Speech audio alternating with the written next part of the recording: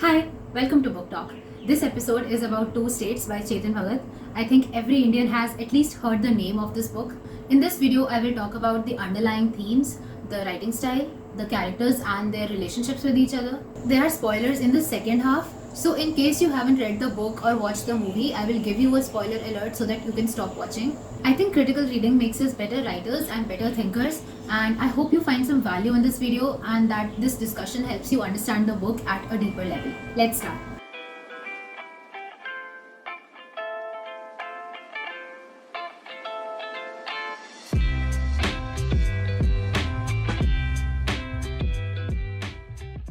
So there's a small story. When I was very little, about 8 or 9 years old, Chetan Bhagat was in the neighborhood where I lived. All my friends knew who he was, and one of my friends' mom fixed a meeting for us with him. I had some older friends too. They used to read and they had read his books. I had never even heard of his name, but I tagged along anyway. So all of my friends got his autograph on the first page of one of his novels, and I got his autograph in a diary. And I tried very hard to find that diary so that I could show you, but I haven't seen it for 10 years and I don't know where it is. I'm sure it will magically appear in front of me once I'm done filming this video. Anyway, he asked me, "आपने मेरी कोई book पढ़ी है?" And I said, "नहीं." And he said, "अच्छा कोई बात नहीं, बड़े होके पढ़ लेना." And I said, "Okay, uncle." So that is why I started reading Chetan Bhagat's books.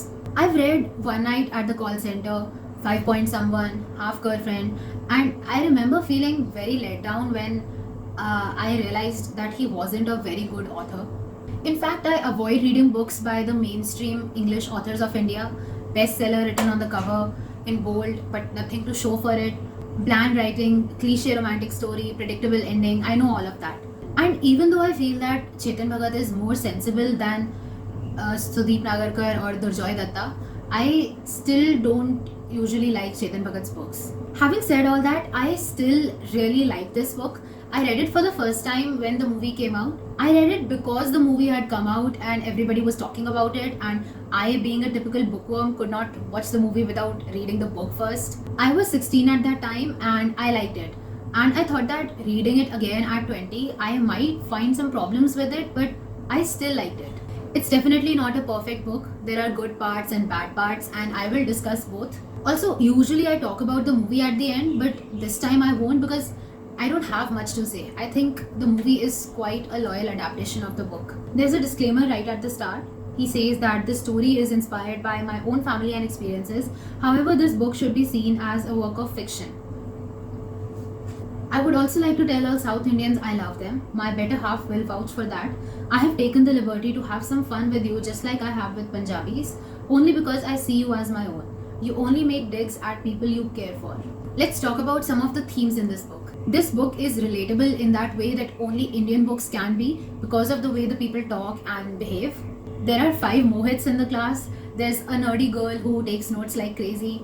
There's the massive exhibition of wealth and splendor in a Punjabi wedding. We see the parents trying to arrange rishtas. We see the focus on skin color and money. The title of the book, Two States, can have a double meaning. It means 2 different states of India, but it can also mean 2 different states of mind. And this difference is what creates challenges and drives this story. The whole conflict of the book is that there is one generation, the younger generation, that is ready for change, and then there is the older generation that is still stuck in the past. The younger generation doesn't care about the communities and the difference in cultures or skin color. Love can happen to anyone at any time, especially in our generation now that people go to colleges in different cities to study and to mingle with other communities. The more educated a person is, the less they care about the differences. But the older generation cares. They have certain stereotypes hardwired in their brain, and the youngsters are trying to undo them. Love doesn't see communities. But then turning this love into a marriage is a whole different story because now the families get involved and they are now becoming one family. So we need to take their compatibility into consideration also, and communities do become a part of the equation. I think marrying someone from a different community definitely does affect you.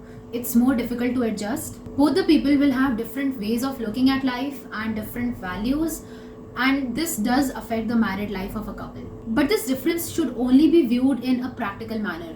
It's not okay to oppose an intercaste marriage just because you hate the other community. This is a huge problem in India, I think, there's a lot of bias.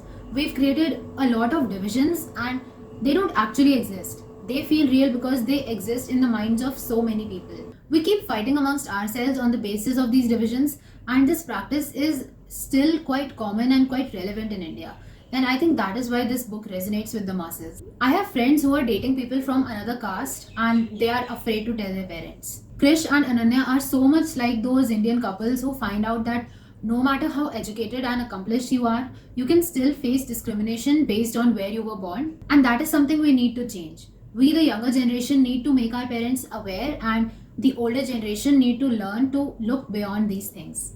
Also, it's not a small thing. Kids really want their parents to accept their choice of partner, and they want their parents to say that they chose well. They want to spend their life with this person and they don't want this tension to continue forever. It's not like kids can go and marry any random person. It's difficult to adjust with people. Good relationships and connections are very rare to come by. You don't often find someone who understands you and accepts you, and also someone you can have fun with. These relationships take a lot of time to cultivate, and to be asked to let go of that person for your whole life is very heartbreaking and it affects people deeply.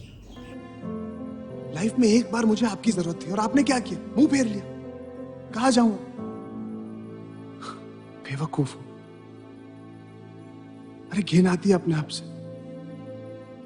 प्यार करता हूं मैं अनन्या से, फिर भी जाने दे रहा हूं उसे। Parents might consider it a victory if they manage to dissuade their kids from marrying into another caste, but at the cost of what? There will always be feelings of bitterness and resentment in the child towards their parents, and that leads to nothing. In the long run, being happy is what matters, and if you marry in the same community but you're not happy, then everything becomes meaningless. Something that made this book stand out for me was how Ananya said that she wanted both her parents to be smiling on her wedding day and for them to be happier than her. A lot of the time I've seen books and movies deal with this topic in a rebellious manner or with a lot of anger. One example that comes to mind is Chini Kam, when the father refuses the marriage and the daughter right away says, "Hum pooch nahi rahe, hum bata rahe hain." And I understand that anger, but we also need to acknowledge that our parents have been brought up with a certain mindset and that takes time to change. So I loved that two states showed Krish and Ananya staying and convincing their parents instead of eloping or disrespecting them. Winning them over is the hardest part. And it was really endearing and beautiful to see how much effort both of them put in with each other's families. I love the message of this book that no matter how different we all are, we are still Indians. When we think of India, we think that this Hindi speaking belt is all that there is, but we often forget that the South and the Northeast are also a part of India. They might be very different from us North Indians, but India is a country where the culture changes every 100 kilometers and they are still Indians. So this book is trying to bring a change to this mindset of bigotry. I read some reviews saying that this book is really offensive in some places. There were sentences like, "These black people have done their black magic," and yes, this is offensive, but in what context was this said? I think the Punjabi mother was saying this and then it was pointed out that it was wrong. There are offensive statements in the book, but never to encourage the division. These statements are only there to illustrate what is going on. If he's writing about this prejudice that the North and South have against each other, then he has to show it. He has to write about the stupid things that people say so that the readers can see for themselves why they are so wrong. So if you're offended, that's good. We should be upset about these things. But then why would you put the blame on the author? You can't accuse him of being racist. In fact, he is calling out this racism. I don't know about Tamilians, but I, being a Punjabi myself, definitely did not find this book offensive. Krish's mom is being unreasonable, the Tamil parents are being unreasonable, and that is exactly the conflict. That is the thing that Ananya and Krish are fighting against. But then I think that this book also reinforces certain stereotypes, like Tamilians are boring or that women are emotional and melodramatic. Krish is portrayed as the typical boy who is only interested in getting physical with Ananya.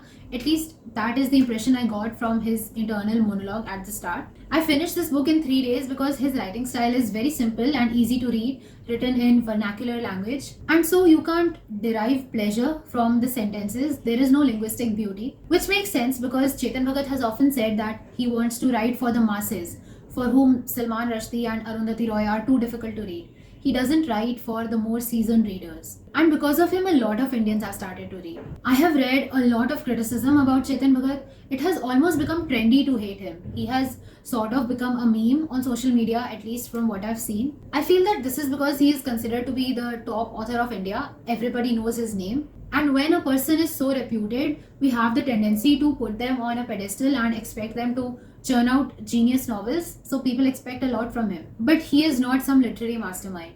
I think if he weren't on this level, if he were considered ordinary, then people would not have had such a problem. The problem that people have is that he reached this high level with this ordinary writing. Otherwise, there's not really an issue with him, is there? He's not so bad that he doesn't deserve to be published at all. People also say that his works are not a classic piece of literature, and I don't think that is a fair comparison because his books never aim or claim to be at that level.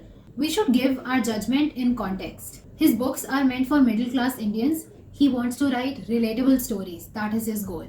And if we look at it from this perspective, I think he's doing a decent job. The writing is clever and witty. The book derives its humor from the minor observations and comments made by the author. And it might not be liked by people who are very sensitive, although honestly, there's nothing in the book that I found offensive. He takes jabs at a lot of things, and the writing might not be laugh out loud funny, but it still made me giggle in places and was entertaining enough to keep me hooked. Chetan Bhagat's stories are often written with some post-processed attitude. You know, like when you look back on your life, the stories seem silly and funny. He doesn't write love exactly as it would have felt back then. He describes stories in some lighter way. That is something that I've noticed. There were lots of dialogues in the book, and in some places they were unbelievable because the arguments escalated too quickly or the conversations were disjointed. And because there are so many dialogues and less description, I think it made the writing less immersive. There are descriptions of Chennai and Delhi and Goa, but I did not feel immersed in these places. I did not get to experience them. I was more invested in the characters and their conversations and interactions. Also, the dialogues have a very distinct Indian sound to them. Like on page 60, "You are going for morning walk nowadays?" My mother asked. "Where, Kavita ji? It is so hot." This is a literal translation from how it is said in Hindi. "Arey kahan Kavita ji? Itni garmi hai." Or on page 183, "We hadn't done anything wrong that we had to run away." It's a word by word translation of "हमने कुछ ऐसा गलत नहीं किया कि हम भाग जाएं." It is grammatically incorrect, but I have heard Indians talk like that, and maybe that is why this can be overlooked. I see this book as a satire. It's not very evident in the movie, but if you've read the book, you know that there's a lot of sarcasm there and a lot of things have been made fun of through Krish's sense of humor and internal monologue. And I'm not surprised that Chetan Bhagat has touched realistic and sensitive topics because he also writes non-fiction columns and he is into politics. Satire is both a genre and a literary device that holds human nature up to criticism and scorn. It is often political in nature, but it does not have to be. Satire in literature is a type of social commentary. Writers use exaggeration, irony, and other devices to poke fun at a leader, a social custom, or a tradition, or any practice that they want to comment on and call into question. And I think that Two States fits this criteria. Also, when I googled satire, I found out that there are 3 different categories of satire. Horatian satire is comic and offers light social commentary. It is meant to poke fun at a person or situation in an entertaining way. Rather than writing in harsh or accusing tones, the issues are addressed with humor and clever mockery. It doesn't really place blame on anyone. The way marriage and relationships are perceived in Jane Austen's Pride and Prejudice would be an example of Horatian satire. Juvenilean satire is dark rather than comedic. It is more contemptuous and abrasive.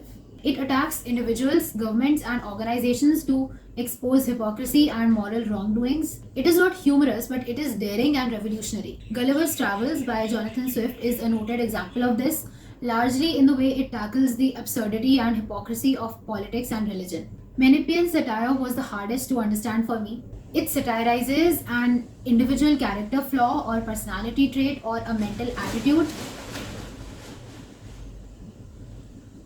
It casts moral judgment on a particular belief such as homophobia or racism. It comes somewhere between the other two. It can be comic and light, and it can also be stinging. Lewis Carroll's Alice in Wonderland is a Menippean satire in the sense that it is Alice's curiosity that ultimately causes her difficulty. But because all satires use the same basic techniques, irony, sarcasm, humor, and ridicule, the types of satire sometimes merge and overlap. Now, you tell me which category you think Two States belongs to in the comments below, and also please give me a thumbs up if you're enjoying so far. The prose is sprinkled with cultural elements like Kanjivaram sari or kacheri.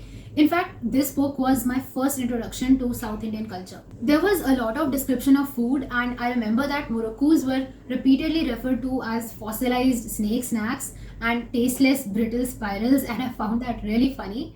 But I felt that there were parts when the book got too descriptive, so much so that emotion was neglected. For example, at the beginning, we were not shown the process of them falling in love.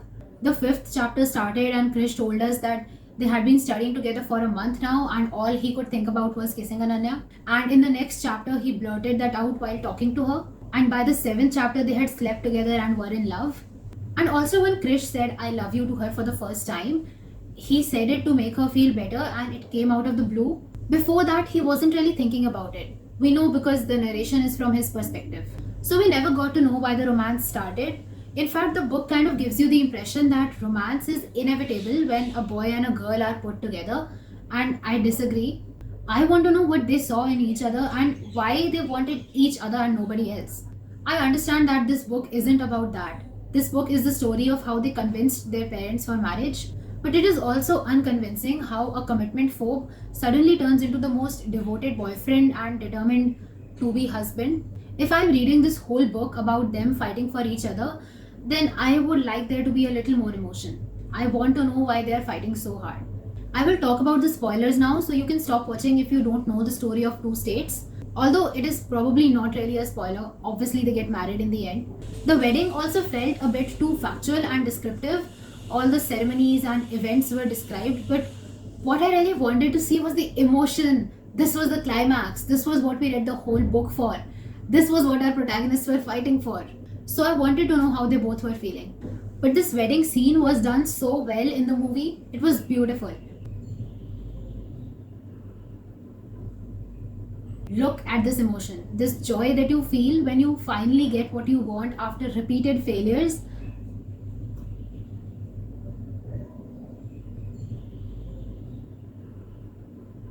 Since this novel is autobiographical and people have the tendency to make guesses about the personal lives of the people in this book, his wife Anusha Bhagat made a few cuts so that their privacy wasn't invaded. She also censored and toned down certain stereotypes that Chetan Bhagat wrote about so as not to offend the Tamil community.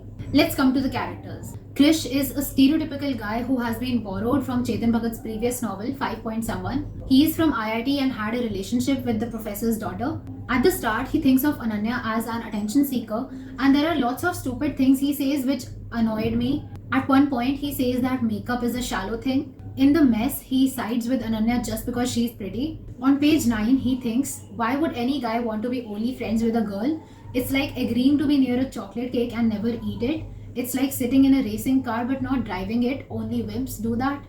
Krish definitely comes across as that typical unemotional kind of boy who thinks more about how pretty Ananya is than about his love for her. He's been dating Ananya for 2 years and he hasn't thought ahead. He has no idea what to do with the relationship. And I don't think all boys think like that. They are definitely more complex than that. And whether this is the author's mistake or the character has been written like this deliberately is debatable. Krish is also quite sarcastic and has a sharp tongue, but then he's also funny, and that is his saving grace and perhaps the only thing that makes the reader stick with him throughout the story. And then there's that scene when Krish tells Ananya that her shorts are too short, and I don't see any reason for putting that scene in the book. There is a pattern to how Chetan Bhagat writes his female characters. They are irresistible, bold under the layers, look pretty while crying, bat their eyelashes. They wear the same old dupatta that has little bells at its ends which tinkle whenever she moves. I think I've read this description in one of his books before. But Ananya seemed more three-dimensional, probably because she is based on Bhagat's real-life partner. Since the book is loosely based on Chetan Bhagat's own life, I was wondering how much truth there was to the father-son dynamic. In almost every book of his, there is one character who has some parental problems, and authors usually leave pieces of themselves in their writing, so I read up about it. Chetan Bhagat does share a turbulent relationship with his father. The father was in the army and was authoritarian, and denied simple pleasures to the family, and Chetan Bhagat resented that. Apparently, his father's problem wasn't with the fact that the girl was South Indian, but with the fact that the boy chose the girl for himself and his father didn't come to the wedding. And Chetan Bhagat's parents are now separated. And I guess writing that happy ending gave some sort of a closure to Chetan Bhagat and helped him forgive his father. Writing does have the power to heal. It is almost like daydreaming but more vivid, and you have full control over what happens. And I could go on talking about this subject, but I've already done a video on it and I will link it up here and also in the description box below. That's it for this video. I hope you enjoyed this discussion, and if you did, you can check out other episodes in the book talk series, and I will see you guys in the next video. Bye bye.